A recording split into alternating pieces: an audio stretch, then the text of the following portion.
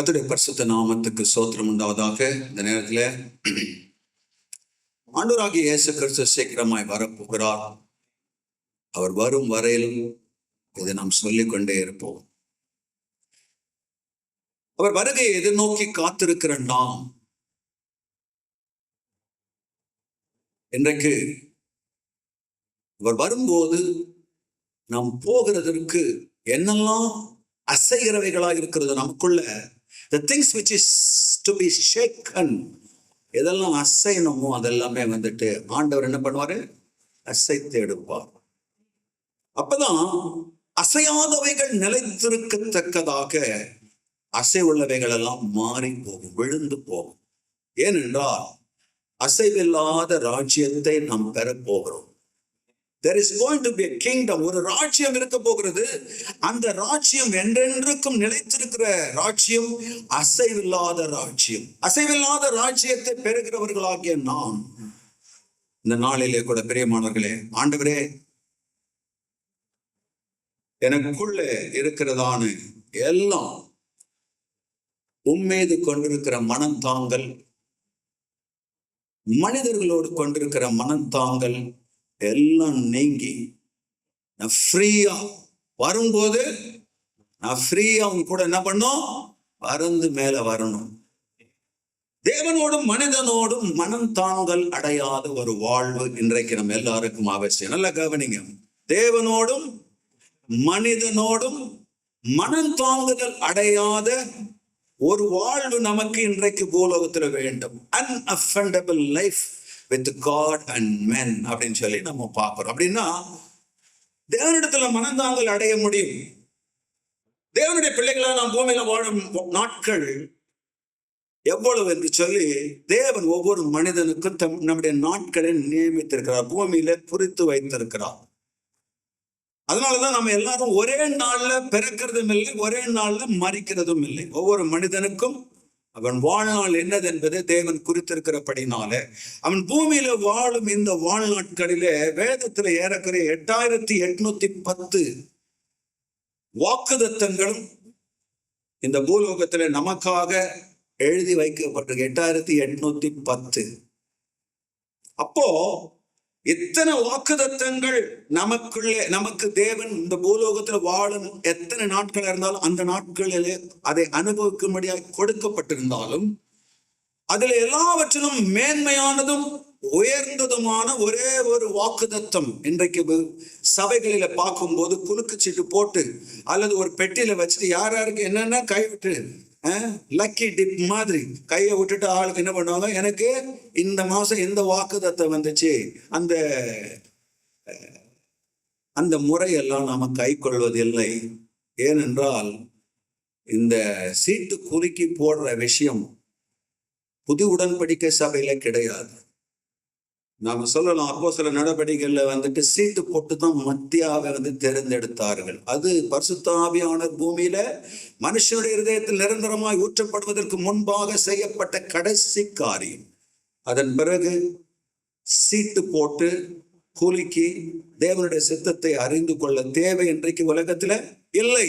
ஏனென்றால் பரிசுத்த ஆவியானவர் நம்முடைய இருதயங்கள், ஒவ்வொருடைய இருதயங்களிலும் யாரெல்லாம் தங்களுடைய வாழ்க்கையை ஆண்டவராக இயேசு கிறிஸ்துக்கு உண்மையாய் ஒப்பு கொடுத்தார்களோ அவர்களுடைய வாழ்க்கையில வந்து தங்கி அவர்களை ஒவ்வொரு நாளும் நடத்தும்படியாய் அவர்கள் வலதுபுறம் இடதுபுறம் சாயும் போது வழி இதுவே, இதிலே நடவுங்கள் என்கிற சத்தம் அவர்கள் செவிகளிலே எப்போதும் கேட்டுக்கொண்டே இருக்கும். இதுதான் ஆசீர்வதிக்கப்பட்ட ஒரு வாழ்க்கை.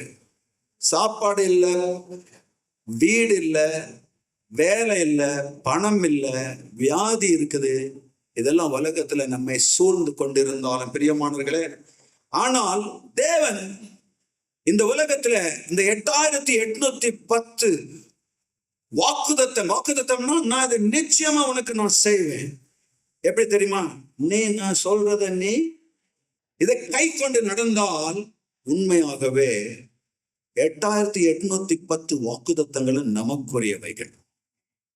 அதனாலதான் பிரியமானவர்களே வேதம் தெளிவாக சொல்லுகிறது. ரோமர் 8:28-29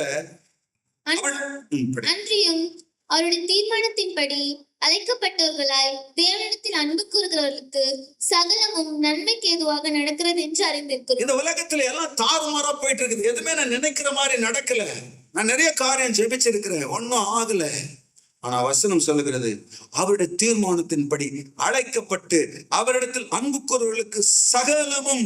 இன்னைக்கு எதெல்லாம் ஆப்போசிட்டா தெரியுதோ, எதெல்லாம் என் வாழ்க்கையில என்ன நிறைவேறல, இது ஏன் இப்படி இருக்குது, இது ஏன் என்ன என் வாழ்க்கையில செய்யல அப்படின்னு சொல்லிட்டு என்னெல்லாம் காரியங்கள் என் வாழ்க்கையில இருக்குதோ அது எல்லாமே ஆண்டவர் சகலமும் நன்மைக்கு ஏதுவாக கர்த்தர் மாற்றுகிறவராக இருக்கிறார் என்று வேதம் சொல்லுகிறது. அது மாத்திரமல்ல, தம்முடைய குமாரன் அநேக சகோதரருக்குள்ளே முதல் பேரானவராய் இருக்கும் பொருட்டு தேவன் எவர்களை முன்னறிந்தாரோ அவர்களை தமது குமாரனுடைய சாயலுக்கு ஒப்பாயிருப்பதற்கு முன்குறித்திருக்கிறார். ஆமென்.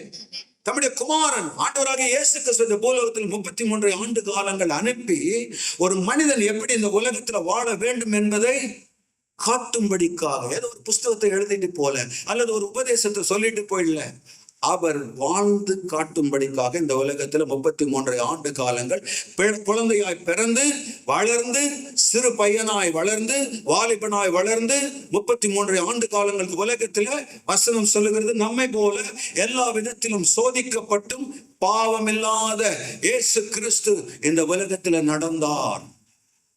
அதனாலதான் தம்முடைய குமாரன் அநேக சகோதரருக்குள்ளே முதற் பேரானவராய் இருக்கும் பொருட்டு தேவன் எவர்களை முன்னறிந்தாரோ, யாரெல்லாம் ஆண்டவர் முன்னறிந்து அழைச்சிருக்கிறாரோ அவர்கள் எல்லாரையும் நான் உங்களை கூட என் குமாரனாகிய இயேசு கிறிஸ்துவின் சாயலுக்கு போய் அவரை போலவே குணாதிசயம் படைத்தவர்களாய் உங்களை நான் மாற்றுவேன்.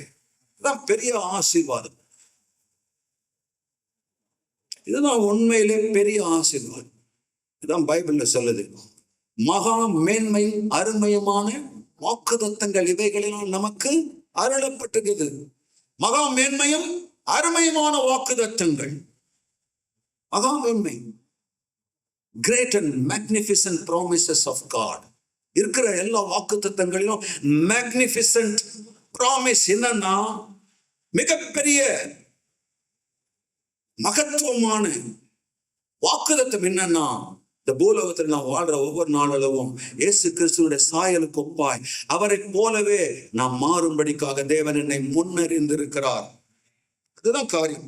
இன்றைக்கு வாசித்த யாக்கோபு எழுதின நிருபத்துல கூட பிரியமானவர்களே நாம் பார்க்கிறோம், 1:17 படி நம்ம வாசிக்கிறோம், நன்மையான எந்த ஈவும் பூரணமான எல்லா வரங்களும் ஜோதிகளின் பிதாவினிடத்தில் இறங்கி வருகிறது, அதில் யாதொரு வேற்றுமை நிழல் கூட கிடையாது. அப்படின்னா இந்த உலகத்துல ஆண்டவர் நன்மை மாத்திரமே செய்திருக்கிறார்.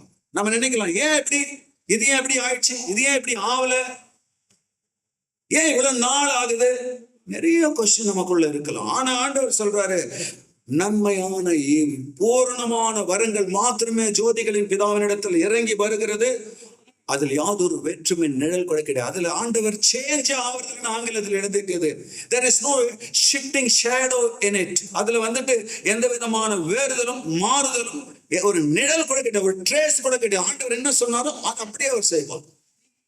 பெரியமானவர்கள், அதனால தான் இயேசு கிறிஸ்து 33 ஆண்டு காலம் இந்த உலகத்துல வாழ்ந்த போது அவரை குறித்து வேதம் என்ன சொல்லுகிறது, அப்போஸ்தலர் 10ஆம் அதிகாரத்துல 35 வசனத்துல 38 வாசிக்கிறோம், அவர் நன்மை செய்கிறவரா இந்த உலகத்துல சுற்றி தெரிந்தார். என்ன செய்கிறவரா சுற்றி தெரிந்தார்?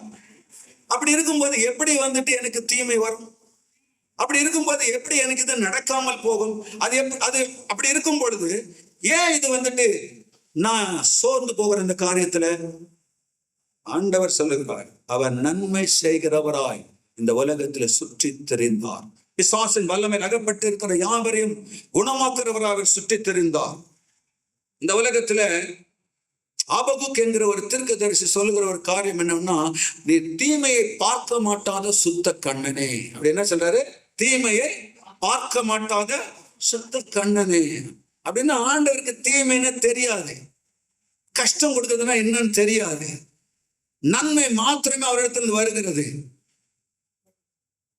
எல்லா மனிதர்களையும் அப்படியே நடத்த விரும்புகிறார். இங்க உட்கார்ந்துக்கிறவங்களை மாத்திரமே, இந்த உலகத்தில் இருக்கிற எல்லா மனிதர்களையும் அவர் அப்படியே நடத்த விரும்புகிறார். அதுதான் வந்துட்டு ஆண்டவரை குறித்து நாம் அறிந்து கொள்ள வேண்டிய காரியம். அப்படி இல்லைன்னா இந்த உலகத்துல எத்தனையோ காரியங்கள் நமக்கு விரோதமாக நடக்கிறது. வேதத்துல நிறைய காரியங்கள் இப்படி சொல்லப்பட்டிருக்குது. எப்படின்னா, நம்முடைய பிள்ளைகளுக்கு தீமை செய்ய யாராவது முயன்றிருக்கிறார்கள்னா அப்படிப்பட்டவர்களை தேவன் விட்டது கூட கிடையாது. நமக்கு யார தீமை செய்யறாங்களோ அல்லது ஏதோ நமக்கு தீமை நடக்கிறது, ஆண்டவர் அப்படி செய்தவர்கள் என்ன பண்ண மாட்டாரு, விடமாட்டார். பைபிள் சொல்லுகிறது, ஒரு சமயம் வந்துட்டு அப்படி யாராவது தவறு செய்ய தீமை செய்ய வந்தாங்கன்னா கூட ஆண்டவர் என்ன பண்ணார், அவங்கள தடுத்து நிறுத்தினார்.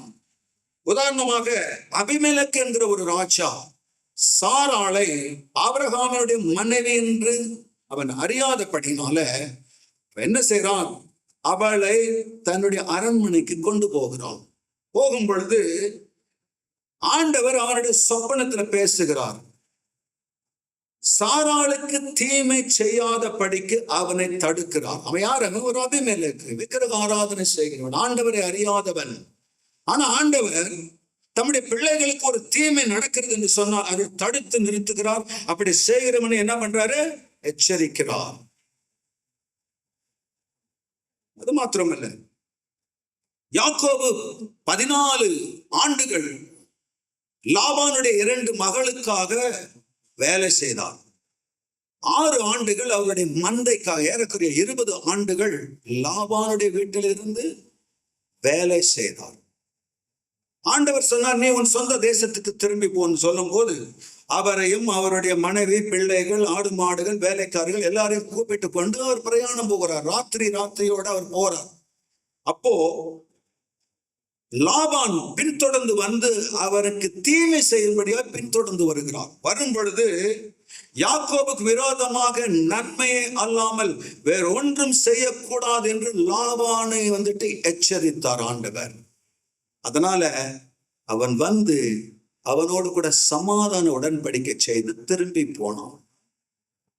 ஆக பிரியமானவர்களே, இது பழைய ஏற்பாட்டு சங்கதி. புதிய ஏற்பாட்டில் நாம் பார்க்கிறோம், பவுலுக்கு வெகு தீமை செய்தவர்கள் என்று சொல்லி வேதத்தில் எழுதியிருக்கிறது. கண்ணானாகிய அலெக்சாந்தர் எனக்கு வெகு தீமை செய்தான். பரிசுத்த ஆவியானவர் எழுதி வச்சிருக்கார் பாத்தீங்களா. பவுலுக்கு இவன் ரொம்ப கெடுதி பண்ணியிருக்கிறான், இந்த ஊழியக்காரனுக்கு இவன் ரொம்ப மோசம் பண்ணியிருக்கான், கெடுதி பண்ணியிருக்கான், எழுதி வச்சிருக்கிறார் பரிசுத்த ஆவியானவர். பவுலுக்கு வெகு தீமை செய்த அலெக்சாந்தர் இந்த உலகத்துல வேற யாராக இருந்தாலும் அவர்கள் செய்கைக்கு தக்க பலனை கர்த்தர் கட்டளையிடுவார். வேதம் சொல்லுகிறது, அவர்கள் செய்கைக்கு தக்க பலனை கர்த்தர் கட்டளையிடுவாராக. நீதியுள்ள ஆக்கினை கர்த்தர் செலுத்துவார். நித்திய அழிவாகிய தண்டனை அவர்கள் அடைவார்கள். 2 தெசலோனிக்கேயர் 1:7-8-10 வசனங்களில வாசிக்கிறோம். ஆகவே இதெல்லாம் ஏன் நான் இதை சொல்றேன்னா, பூமியிலே வாழும் வாழ்க்கையில பட்சபாதம் கிடையாது. தேவனுக்கு என்ன கிடையாது, பட்சபாதம் கிடையாது, பார்ஷியாலிட்டி கிடையாது. இவருக்கு ஒரு மாதிரி அவருக்கு ஒரு மாதிரி பார்ஷியாலிட்டி கிடையாது. அவனுடைய கிரியைகளின் படி நியாயம் திருக்கிறவர் என்று பெயர். அவரை தான் பிதாவாக நாம் தொழுது கொண்டு வருகிறபடினால இந்த பூலோகத்துல நாம் பயத்துடனே நாம் என்ன பண்ணோம், வாழ வேண்டியதாக இருக்கிறது பிடிக்கும். ஆகவே எல்லாவற்றுக்கும் மேலாக இன்னொரு காரியம் என்னன்னு சொல்லி பார்த்தீங்கன்னா, ஆண்டவர் பட்சபாதம் இல்லாமல் நியாயத்திருக்கிறவர். 2வது, அவர் சர்வ வல்லமுள்ள தேவன். அவர் யார்? அவரு சர்வ வல்லமுள்ள தேவன். சங்கீதம் 103:13-19 வரை ஒரு வசனத்தை வாசிக்கலாம். சங்கீதம் 103:13-19. 103. தகப்பன் தன் பிள்ளைகளுக்கு இறங்குகிறது போல, தகப்பன் தன் பிள்ளைகளுக்கு இறங்குகிறது போல நமக்கு பயந்தவர்களுக்கு இறங்குகிறார். யாரெல்லாம் அவருக்கு பயப்படுறாங்களோ அவர்களுக்கு தேவன் இறங்குகிறார். நம்முடைய உருவம் இன்னது என்று அவர் அறிவார். அவர் சும்மா நம்மளை போட்டு வதைக்கிறது இல்லை. அவர் மனுபுத்திரரை மனப்பூர்வமாய் சிட்சிக்கிறது இல்லை. புலம்பல் புஸ்தகத்துல வாசிக்கிறோம், என்ன வாசிக்கிறோம், மனுபுத்திரரை அவர் மனப்பூர்வமாய் சிட்சிக்கிறது இல்லை. அவருக்கு இஷ்டம் இல்லை, நம்ம கஷ்டப்படுறது அவருக்கு இஷ்டம் கிடையாது. அப்போ நம்முடைய உருவம் என்னதென்று அவர் அறிந்திருக்கிறார். நாம் என்ன உருவம்? மண். நம் உருவம் என்னதென்று அவர் அறிந்திருக்கிறார். நம் மண் என்று அவர் நினைவு கூறுகிறார். நம்மெல்லாம் யாரு? நிறைய சமயம் மறந்துடும். அதுக்கு சூப்பரா ஒரு ட்ரெஸ் போட்டு கழுத்துல தங்க செயலி போட்டுக்கின்னு கையில காலில் எல்லாம் என்னென்ன போடணும் எல்லாம் போட்டுக்கிட்டு என்ன பண்றோம்? பெரியவர்களாம் காட்டிக்கொள்ள முயற்சிக்கிறோம். ஆனா வசனம் என்ன சொல்லுதுன்னா, நாம் மண் என்று அவர் நினைவு. அவருக்கு தான் தெரியும் நாம யாருன்னு. நம்மளாம் யாரு? நம்மளாம் நமக்கு தெரியுமா நம்ம யாருன்ட்டு? யாரு யாரு? நம் மண் என்று அவர் நினைவு கூறுகிறார். அப்படின்னா தம்பி தங்கச்சி, மண்ணு மறந்துடாத ஒரு போதும். மனுஷனுடைய நாட்கள் புல்லுக்கு ஒப்பா இருக்கிறது. புல்லு எப்படி இருக்குது? புல்லு கொப்பா இருக்கிறது. வெளியின் புஷ்பத்தை போல் பூக்கிறார். வெளியில் இருக்கிற பூ போல. நேத்து முந்தினேத்து வந்து நல்ல ரோஜா, 2 ரோஜா அங்க வளர்ந்து நல்லா பார்க்கறதுக்கு நல்ல. மறுநாள் பார்த்தா அதன் வடிவு கெட்டு போய் அதனுடைய இதழ்கள் கீழே விழுந்து பூ இருக்கிற இடம் காணப்படாமற் போயிற்று. காற்று அதன் மேல் வீசினவுடன் வீசியது அது இல்லாமல் போயிற்று. அது இருந்த இடமும் இனி அதை அறியாது. தெரியாது அதுக்கு. அது இருந்துச்சே, இப்ப அது என்ன ஆச்சுட்டு அது கூட தெரியாது. ஓகே. கர்த்தருடைய கிருபை அவருக்கு பயந்தவர்கள் மேலும் அவர்களுடைய நீதி அவர்கள் பிள்ளைகள் மேலும் அநாதியாய் என்றென்றைக்கும் உள்ளது. அவருடைய உடன்படிக்கையை கைக்கொண்டு அவருடைய கட்டளைகளின்படி செய்ய நினைக்கிறவர்கள் மேலே உள்ளது. கர்த்தர் வானங்களில் தமது சிங்காசனத்தை ஸ்தாபித்திருக்கிறார். அதனுடைய அர்த்தம் என்ன தெரியுமா? இன்றைக்கு உலகத்தில் இருக்கிற மிகப்பெரிய அதிபர்கள் யாருன்னா இருக்கட்டும், அவங்க உட்காருவாங்க இல்லையா? முதல்வர்கள், தமிழ்நாடு முதல்வர் ஆனவன் என்ன பண்ணாங்க? ஒரு பெரிய சிங்காசனம் போட்டு இப்படி உட்கார்ந்தாங்க. நேற்று முந்தினேற்று குமாரசாமி DK சிவகுமார் கர்நாடக முதல்வர் ஆனும்போது ஒரு பெரிய சிங்காசனத்துல போட்டு இப்படி உட்கார வச்சு ஒரு போஸ் போட்டு இருந்தாங்க. பிரியமானவர்களே, நிஜமான சிங்காசனம் யார் வந்துட்டு இந்த உலகத்தை ஆளுகை செய்கிறவர்னா, கர்த்தர் வானங்களில் தம்முடைய சிங்காசனத்தை அவருடைய சிங்காசனம் எவ்வளவு பெருசு இருக்கும்? வானம் பெருசா இருக்கும். சிங்காசனம் வானங்களில் ஸ்தாபித்திருக்கிறார். அவருடைய ராஜரீகம் சர்வத்தையும் ஆளுகிறது. இதுதான் நம்முடைய தேவன். நிறைய சமயத்துல மறந்துடுறோம், அதனாலதான் அங்கலாய்க்கிறோம். இது ஏன் இப்படி?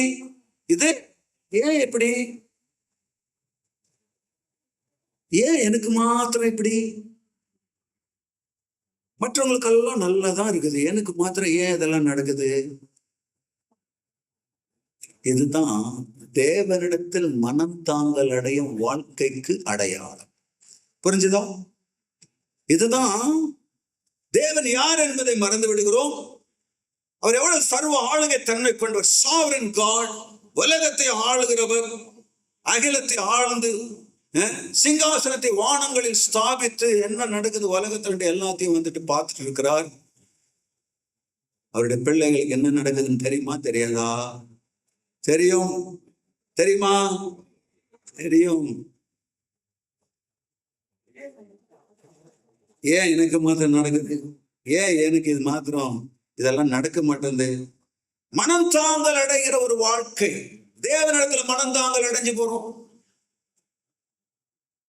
பிரியமானவர்களே, எப்படிப்பட்ட வாழ்க்கை நம்ம வாழ்க்கையிலிருந்து அகல வேண்டும்? 2வது வந்துட்டு மனிதர்களிடத்தில் மனம் தாங்கல் அடைவது.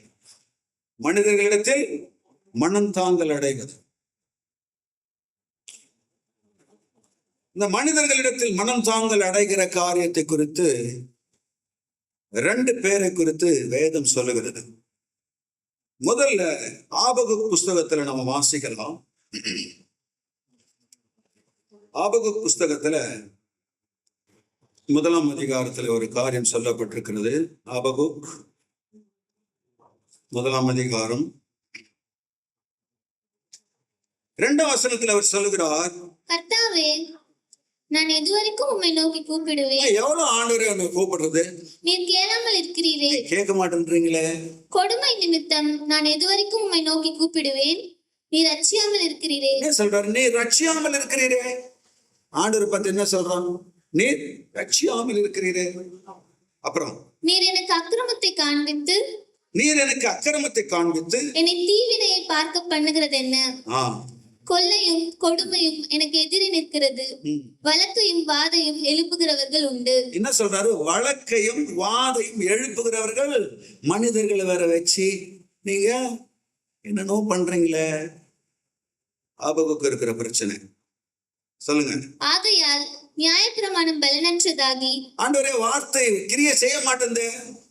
உடைய வசனம் இப்படி சொல்லுது, ஆனா இதெல்லாம் கிரியை செய்ய மாட்டேந்தே. நியாயம் ஒருபோதும் செல்லாமல் போகிறது. நியாயம் செல்லாமல் போயிடுச்சு. நியாயத்துக்கு வந்துட்டு நியாயத்தை கேட்கிறவங்க ஒருத்தனும் இல்லையே. துன்மார்க்கன் நீதிமானை வளைந்து கொள்ளுகிறான், ஆதலால் நியாயம் புரட்டப்படுகிறது. நியாயம் புரட்டப்படுகிறது. சொல்லுங்க. நீங்கள் புறஜாதிகளை நோக்கி பார்த்து ஆச்சரியப்பட்டு பிரமியுங்கள். புறஜாதியாரை பார்த்து அவங்களை இவங்களை பார்த்து நம்ம என்ன பண்றோம்? ஆச்சரியப்பட்டு பிரமிக்கிறோம். போதும். பிரியமானவர்களே, இவருடைய பிரச்சனை என்னன்னா, ஆண்டவரே இதெல்லாம் பார்க்கும்போது எவ்வளவு விஷயங்கள் நடந்துட்டு இருக்கு, நீங்க என்ன கேட்கலையே, இதெல்லாம் ரட்சிக்கலையே, இதுல இருந்து உடைய வசனம் வந்துட்டு கிரியை செய்ய மாட்டேங்குது, வாழ்க்கையில கிரியை செய்ய மாட்டேங்குது. இப்படிதான் ஆபகுக் அவர் பொறுமை இழந்து மனிதர்களிடத்தில் தேவனிடத்தில் மனம் தாங்கல் அடைந்து அவர் புலம்புகிறதை நாம் பார்க்கிறோம். நாம் பிரியமானவர்களே, இன்னொரு காரியம் ஆசாப் 73வது சங்கீதத்துல எழுதி வைத்திருக்கிற ஒரு காரியம். ஆசாப்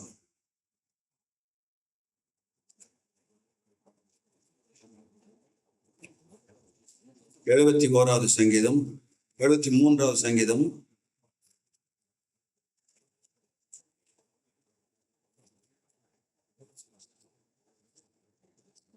சங்கீதம் 73ல 3 முதல் 5 வாசிக்கலாம். துன்மார்க்கரின் வாழ்வை நான் காண்கையில் வீம்புக்காரராகி அவர்கள் மேல் பொறாமை கொண்டேன். துன்மார்க்கன் பாருங்க, அவன் சரியே இல்லை, அவன் வாழ்க்கை எப்படி இருக்குது, ஆனா அவனை பார்த்து அவனுக்கு நடக்கிற காரியங்களை பார்த்து நான் பொறாமை கொண்டேன். மரண பரியந்தம் அவர்களுக்கு இடுக்கண்கள் இல்லை, அவர்களுடைய பலன் உறுதியா இருக்கிறது. ஆமா, சாகர வரலையும் அவங்களுக்கு பிரச்சனையே இல்லை, அவங்க பலன் வந்துட்டு உறுதியா இருக்குது. நான் தான் வியாதிப்பட்டு இப்படி பிரச்சனையில தவிக்கிறேன். நரற்படும் வருத்தத்தில் அகப்படார்கள். மனுஷனுக்கு வர்ற பிரச்சனை எல்லாம் அவனுக்கு வர்றதே இல்லை. மனுஷர் அடையும் உபாதியை அடையார்கள். உபாதையை அவர்கள் அடையார்கள். வலி வேதனை அதெல்லாம் அவங்களுக்கு கிடையாது, நல்லா இருக்கிறாங்க. ஆகையால் பெருமை சரப்பணியை போல் அவர்களை சுற்றி கொள்ளும், கொடுமை ஆடையை போல் அவர்களை மூடிக்கொள்ளும். 10ஆம் வசனத்தை வாசிக்கலாம். ஆகையால் அவருடைய ஜனங்கள் இந்த வழியாகவே திரும்புகிறார்கள், தண்ணீர்கள் அவர்களுக்கு பரிபூர்ணமாய் சுரந்து வரும். ஆமா, அவர்கள் இந்த பூலோகத்தில் ஆசீர்வதித்திருக்கிறீர், தண்ணீர் அவர்களுக்கு பரிபூர்ணமாய் சுரந்து வர பண்ணுகிறீர். அப்புறம் 12லிருந்து 15. இதோ இவர்கள் துன்மார்க்கர், இவர்கள் என்றும் சுக ஜீவிகளாய் இருந்து ஆஸ்தியை பெருக பண்ணுகிறார். சுயத்துக்காக வாழ்றான், சுக ஜீவியா இருந்துட்டு அவன் பணத்தை வந்து பெருகிட்டே போயிட்டு இருக்கிறான். நான் விருதாவாகவே என் இருதயத்தை 13ஆம் வசனம் பாருங்க. நான் மாத்திரம் இருதயத்தை வந்து சுத்தமா வச்சுக்கணும், சபைக்கு போகணும், சத்தியத்தை கேட்கணும், இப்படி நடக்கணும் அப்படி நடக்கணும்னு சொல்லிட்டு நான் வேஸ்டா வந்துட்டு டைமை நான் கழிச்சிட்டு இருக்கிறேனே. குற்றம் இல்லாமையிலே என் கைகளை கழுவினேன். என் கையில வந்துட்டு எந்த குற்றமும் இல்லை. என் கை பாருங்க, ஆண்டவருக்கு முன்னாடி சொல்றாரு.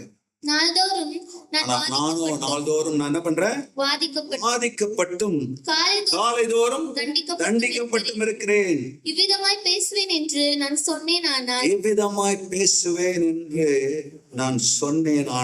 இதோ உம்முடைய பிள்ளைகளின் சந்ததிக்கு துரோகியாவேன். ஆமென். உடைய பிள்ளைகளின் சந்ததிக்கு நான் துரோகியா இருப்பேன். எப்படி நாம் பேசக்கூடாது. தேவனுக்கு விரோதமாக மனம் தாங்கல் அடைகிற ஒரு வாழ்க்கை, மனிதர்களுக்கு விரோதமாக என்னென்ன பண்ணிட்டு போறோம், அவர்களுக்கு விரோதமாய் மனம் தாங்கல் இல்லாத ஒரு வாழ்க்கை இந்த பூலோகத்தில் நமக்கு வேண்டும். என்னை கேட்டுக்கொண்டிருக்க நீங்கள் யாரா இருந்தாலும் சரி, தேவனுக்கு விரோதமாய் மனம் தாங்கல் அடையாமல், மனிதர்கள் என்ன செய்தாலும், நம்மை சுற்றி இருக்கிறவர்கள் என்ன செய்தாலும் மனம் தாங்கல் அடையாத ஒரு வாழ்க்கை இன்றைக்கு நமக்கு தேவை. அதுக்கு என்ன வழி அப்படின்னு சொல்லி பார்க்கும்போது, நான் சொன்னேன்ல, ஆண்டவர் பட்சபாதம் இல்லாத தேவன்.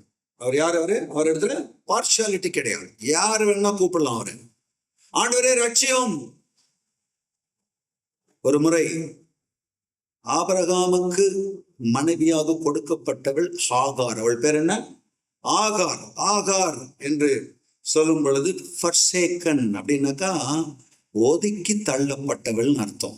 அவளுக்கு பேர் என்ன?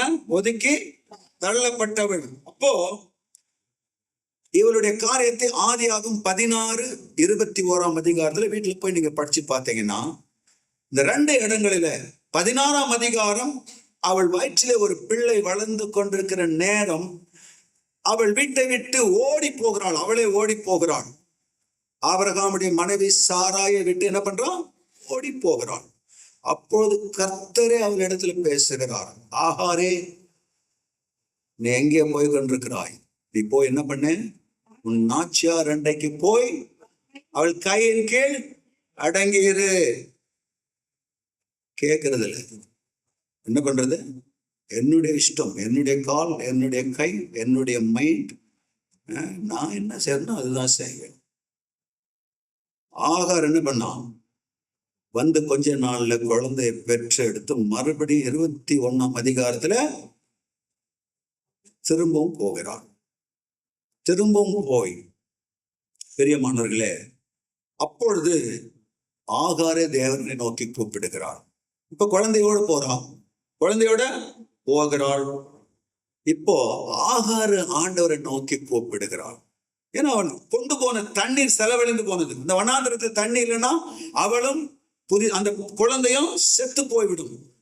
அதனால ஆகாருடைய அழுகுரலை அவர் கேட்டார். ஆண்டவர் என்ன பண்ணார்? ஆகாருடைய அழுகுரலை கேட்டார். நம்ம அழுகுரலை கேட்க மாட்டார் ஆண்டவரே. எல்லாம் கவனிங்க. அவர் பட்சபாதம் இல்லாத தேவன். ஆகார், எகிப்திய அடிமை பெண்ணாகிய ஆகாருடைய அழுகுரலை தேவன் கேட்டு அவளுக்கு உடனே அந்த வனாந்திரத்துல ஒரு துறவு, ஒரு பெரிய வெல், ஃபவுண்டைன், ஊற்று. இன்னைக்கு அதுதான் ஜம் வாட்டர்னெல்லாம் கொண்டாடுவாங்க. அது அற்புதமான தண்ணீர் அது அப்படின்னு சொல்லுவாங்க. அந்த இடத்துல தான் இந்த குழந்தை காலால எட்டி உதைக்கும் பொழுது, அழும் பொழுது அந்த இடத்துல ஒரு ஊற்று உண்டானது என்று சொல்லி பாரம்பரியம் சொல்லுகிறது. அந்த இடத்துல லகோய் ரோய் எல் ரோயின்னு நம்ம பாடுறல, என்னை காண்கிறவரே, என்னையும் நீங்க கண்டீங்களே ஆண்டவரே. ஆகார் என்ன சொல்றா? என்னையும் நீங்க கண்டீங்களே, என்னை பார்த்தீங்களே, என் குரலை அழுகுரலை கேட்டீங்களே, எனக்கு உதவி செஞ்சீங்களே. அந்த இடத்துக்கு லகோய் ரோய் என்று பெயரிட்டு போனான். பிரியமானவர்களே, நம்முடைய தேவன் எவ்வளவு நல்லவர். மத்தேயு 5ஆம் அதிகாரம் 44, 45 வாசிக்கலாம். கேளுங்க, நல்லா கவனிங்க. மத்தேயு 5, 44, 45. நான் உங்களுக்கு சொல்லுகிறேன், உங்கள் சத்துருக்களை சிநேகியுங்கள், உங்கள் சத்துருக்களை நீங்கள் சிநேகியுங்கள். உங்களை சபிக்கிறவர்களை இன்னைக்கு உலகத்துல நாம ஆண்டவர் சொல்லி இருக்கிறாரு, உங்கள் சத்துருக்களை நீங்கள் சிநேகியுங்கள். என்ன சொல்றாரு? சத்துருக்களை சிநேகியுங்கள். என்ன பண்ணிருந்தாலும் சிநேகியுங்கள். அப்புறம் உங்களை சபிக்கிறவர்களை ஆசீர்வதி. அப்படின்னா உங்க ஆசீர்வாதத்தை எடுத்துட்டு உங்களை சாபக்கேடா விட்டுட்டு போறாங்கல்ல, அவங்களை நீங்க ஆசீர்வதிங்கன்னு சொல்றாரு ஆண்டவர். உங்களை பகைக்கிறவர்களுக்கு நன்மை செய்யுங்கள், உங்களை பகைக்கிறவர்களுக்கு நீங்கள் நன்மை செய்யுங்கள். உங்களை நிந்திக்கிறவர்களுக்காகவும் உங்களை துன்பப்படுத்துவதற்காக நீங்கள் ஜெபம் பண்ணுங்கள். இப்படி செய்வதினால் நீங்கள் பரலோகத்தில் இருக்கிற உங்கள் பிதாவுக்கு புத்திரராய் இருப்பீர்கள். You will be the sons and daughters of the heavenly Father. பரலோகத்தில் இருக்கிற பிதாவுக்கு நீங்க யாரா இருப்பீங்க? புத்திரராய் இருப்பீங்க. அப்பதான் நீங்க பிள்ளைகள். ஏன்னா அவர் அப்படி இருக்கிறார். தீயோர் மீதும் நல்லோர் மீதும் சூரியனை உதிக்க பண்ணுகிறார். நீதி உள்ளவர்கள் மேலும் அநீதி உள்ளவர்கள் மேலும் மழையை பெய்ய பண்ணுகிறார். இப்பேற்பட்ட தேவன் அவர். நம் தேவன் நல்ல தேவன், சர்வத்தையும் ஆள செய்கிற தேவன். அவருக்கு மறைவாக ஒன்றும் இல்லை. எல்லாவற்றையும் வார்த்தையினால் உண்டு பண்ண வல்லமுடையவர். அவர் சொல் ஆகும், கட்டளையிட நிற்கும். எல்லாவற்றையும் செய்ய முடியும். இப்பேற்பட்ட தேவன் பிரியமானவர்களே, அருமையான தேவன். ஒதுக்கப்பட்டவர்கள், பல பல பல தீமை வாழ்க்கையில பலவிதமான தீமைகளை அனுபவிக்கிறவர்கள், அல்லது ஆண்டவரே குற்றமில்லாமல் என் கையை கழுவின, பரிசுத்தமா இருதயத்தை காத்துக்கொண்டேன், எப்போதும் உம்மை துதித்துக் கொண்டிருக்கிறேன், உன்னை நினைத்துக் கொண்டிருக்கிறேன், உம்மை பாடுகிறேன், உமக்காக ஊழியம் செய்கிறேன். ஏன் ஆண்டவரே கேட்காதீங்க, கேட்கவே கூடாது. Why? I never asked why. Never. எனக்கு அவர் யாருன்னு தெரியும். Never. வாழ்க்கையில என்ன நடந்தாலும் ஏன் ஆண்டவரை நான் கேட்டதே கிடையாது. அப்படி கேட்டுட்டுனா அவருக்கு நான் துரோகி ஆவேன். பிரியமானவர்களே, தேவனிடத்துல மனம் தாங்கல் அடையாத ஒரு வாழ்க்கை நமக்கு வேணும். அதனால தான் ஆண்டவர் சொன்ன இருதயம், நீங்க உங்கள் இருதயம் நீங்க கர்த்தரிடத்துல மன மகிழ்ச்சியா இருங்கள். என்ன சொன்னாரு? Be glad in the Lord all the time. என்ன நடந்தாலும் எது நடந்தாலும் கர்த்தரிடத்துல மன மகிழ்ச்சியா இரு. தீர்வு மனம் தாங்கல் இல்லாத ஆண்டவரிடத்துல மனம், ஏன்னா அவர் சர்வவல்லமையுள்ள தேவன், வானங்களில் தன்னுடைய சிங்காசனத்தை ஸ்தாபிக்கிறார். He reigned the world, the universe, இந்த உலக அண்ட சராசரத்தை அரசாளுகை செய்கிறார். ட்ரம்ப் எல்லாம் ஒண்ணும் கிடையாது. உலகத்தில் இருக்கிற சூப்பர் பவர் கண்ட்ரிஸ் எல்லாம் ஒண்ணும் கிடையாது. ஒரு ராத்திரியில அரசாங்கத்தை கவிழ்த்து இன்னொரு அரசாங்கத்தை ஏற்படுத்தக்கூடிய சர்வ வல்லமுள்ள தேவன் நமக்கு ஆண்டவர். நம்ம வாழ்க்கையில் இருக்கிற பிரச்சனை எல்லாம் சின்ன சின்ன பிரச்சனை, கவலைப்படக்கூடாது. நீங்கள் ஒன்றுக்கும் கவலைப்படாமல் எல்லாவற்றையும் சோத்திரத்தோடு கூடிய ஜெபத்தின் மூலமா தேவனுக்கு தெரியப்படுத்துங்கள். கர்த்தருக்கு எப்போதும் மன மகிழ்ச்சியா இருங்க, பாடுங்க. ராத்திரி ஒரு அம்மாவை சந்திச்சு வந்தோம். போதும், என் வாழ்க்கை வேண்டாம், இந்த உலக வாழ்க்கை ஆண்டவர் ஏன் ஒண்ணு அங்க வச்சிருக்கிறாரு? இதை சொல்றதுக்கு வாழ்ந்தவர் சத்தத்தை கொடுத்திருக்காரு. உட்காந்துட்டு இருக்குது, ஒரு தலை மேல ஒரு கூரை இருக்குது, ஃபேன் வர ஓடிட்டு இருக்குது, இப்பதான் 2 வாய் தோசை சாப்பிட்டீங்க, எல்லாம் பண்ணிருக்கீங்க. ஆண்டவருக்கு நன்றி சொல்லுங்க. என்ன சொன்ன? ஆண்டவருக்கு நன்றி. பிரியமானவர்களே, ஆண்டவருக்கு நன்றி சொல்லணும். கர்த்தருக்கு காத்திருக்கணும். கர்த்தரிடத்துல மன மகிழ்ச்சியா இருக்கணும்.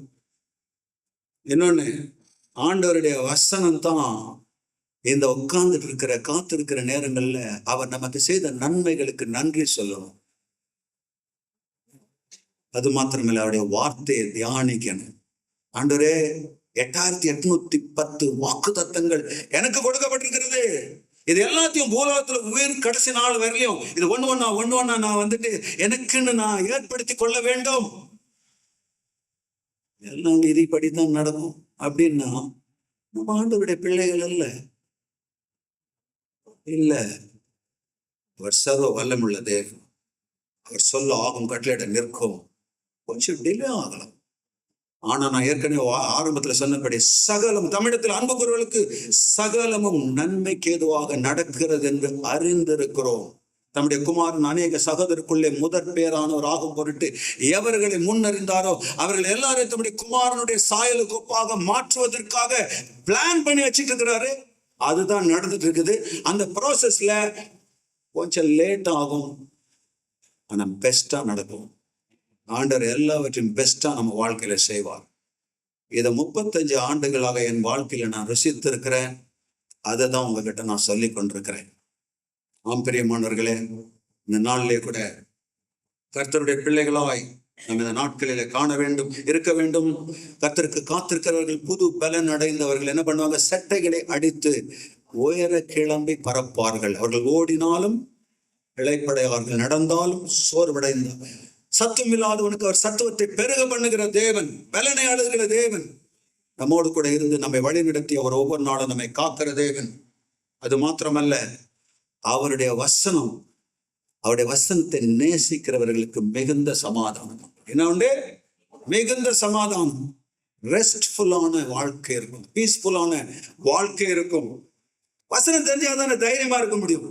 வசனம் தெரிஞ்சா தானே, கர்த்தர் யார் என்பதை நான் அறிஞ்சா தானே என் வாழ்க்கையில என்ன பிரச்சனை அதெல்லாம் ஒண்ணுமே.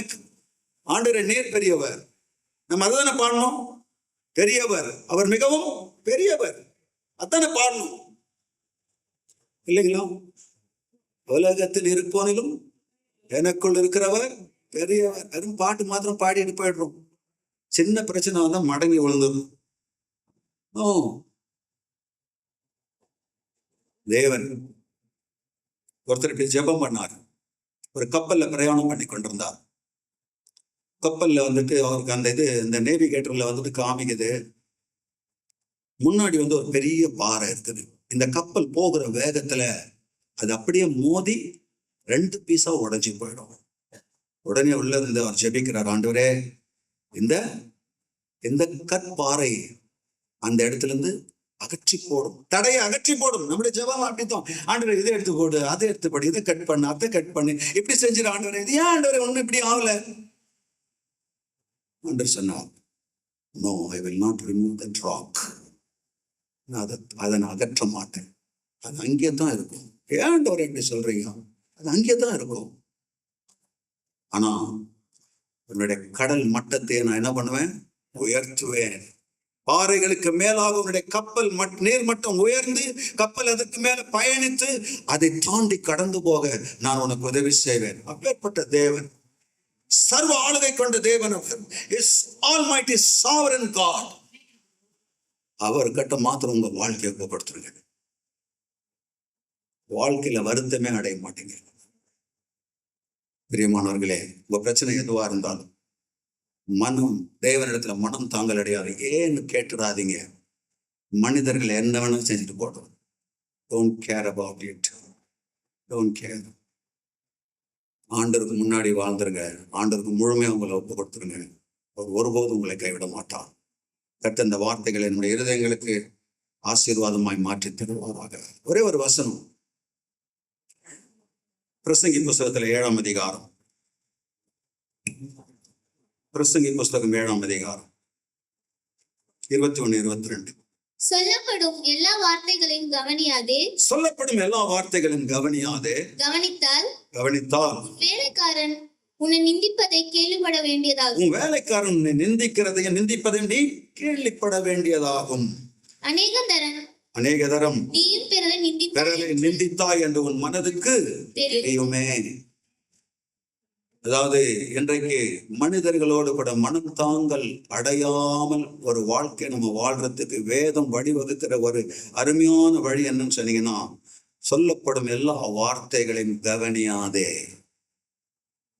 நிறைய விஷயங்கள் சொல்லுவாங்க எல்லாரும். கவனித்தால் உன் வேலைக்காரன் உன்னை நிந்தித்ததையும் நீ கேள்விப்பட வேண்டியதாகும். எல்லாத்தையும் கேட்டுட்டு வச்சுக்கோங்க, ஐயோ வேலைக்காரன் கூட உன்னை என்ன மாதிரி திட்டினான் தெரியுமா, அதையும் கேட்க வேண்டியதாயிடும். அநேக தரம் நீயும் பிறரை நிந்தித்தாய் என்று உன் மனதுக்கு தெரியுமே. இதுதான் வந்துட்டு பிறரிடத்தில் மனம் தாங்கள் அடையாத வாழ்க்கைக்கு சரியான வழி. எப்படியாக இந்த நாளிலே நாம் வாழ்ந்திட தேவன் நம்ம ஒருவருக்கும் அனுக்கிரகம் செய்வாராக. கர்த்தர் இந்த வார்த்தையை ஆசீர்வதித்து காப்பாற்றுமே. அவர் எழுந்து நின்ற ஒரு பாடலை நாம் பாடுவோம். உம்மை விட்டா யாரும் இல்லை ஏசையா, உம்மை விட யாரும் இல்லை ஏசையா, உம்மை விட்டா யாரும் இல்லை ஏசையா, உம்மை விட யாரும் இல்லை ஏசையா, நீங்க போதும் எனக்கு, நீங்க போதும் எனக்கு, நீங்க போதும், நீங்க போதும், நீங்க போதும் எனக்கு, நீங்க போதும் எனக்கு, நீங்க போதும் எனக்கு, நீங்க போதும், நீங்க போதும், நீங்க போதும் எனக்கு. உம்மை விட்டா யாரும் இல்லை ஏசையா, உம்மை விட யாரும் இல்லை ஏசையா. ஆபிரகாமின் தேவனும் நீதானையா, ஈசாக்கின் தேவனும் நீதானையா, யாக்கோபின் தேவனும் நீதானையா, என்னுடைய தெய்வமும் நீதானையா.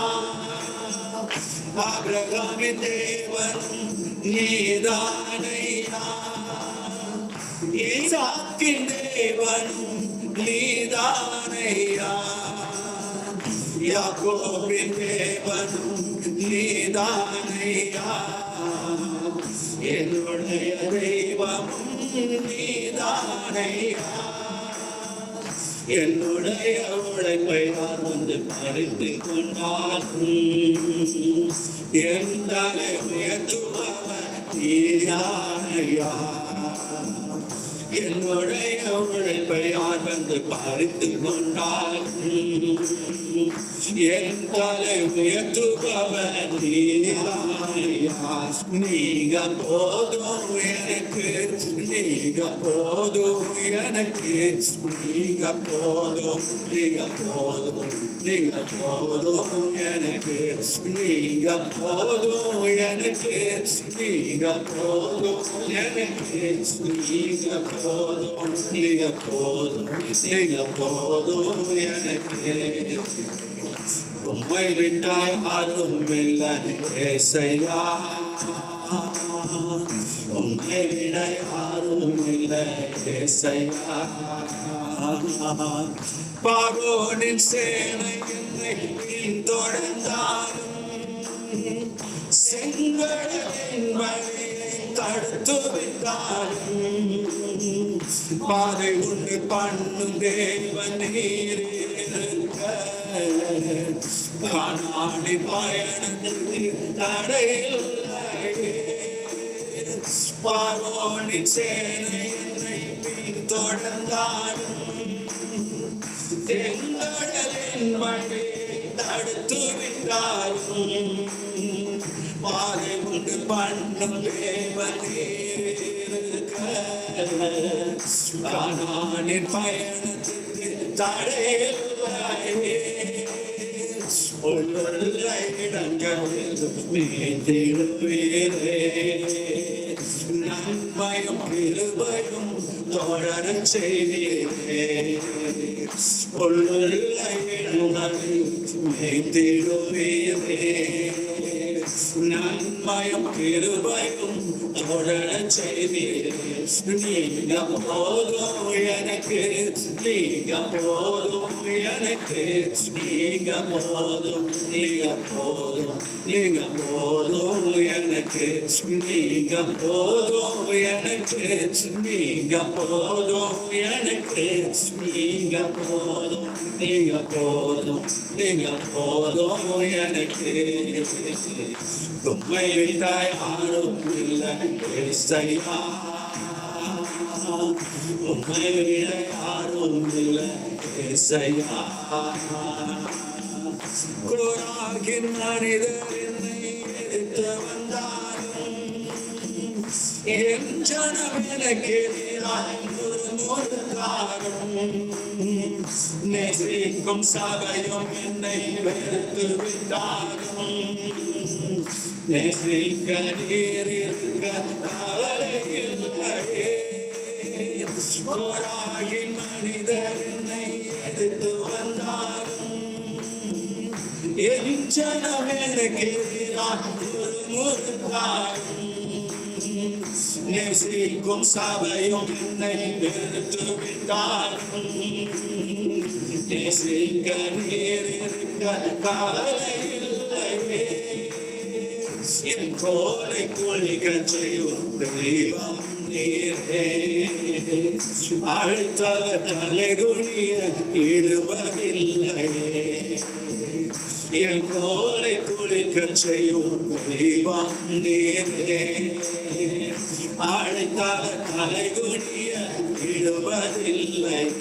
நீங்க போதும் எனக்கு, நீங்க போதும் எனக்கு, நீங்க போதும், நீங்க போதும், நீங்க போதும் எனக்கு, நீங்க போதும் எனக்கு, நீங்க போதும் எனக்கு, நீங்க போதும், நீங்க போதும், நீங்க போதும் எனக்கு. உம்மை விட்டால் யாரும் இல்லை ஏசையா, உம்மை விட யாரும் இல்லை ஏசையா. உம்மை விட்டால் யாரும் இல்லை ஏசையா,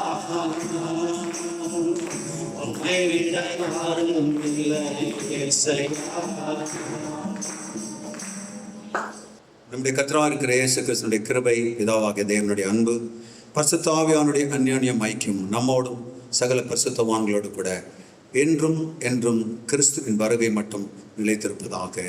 ஆமென்.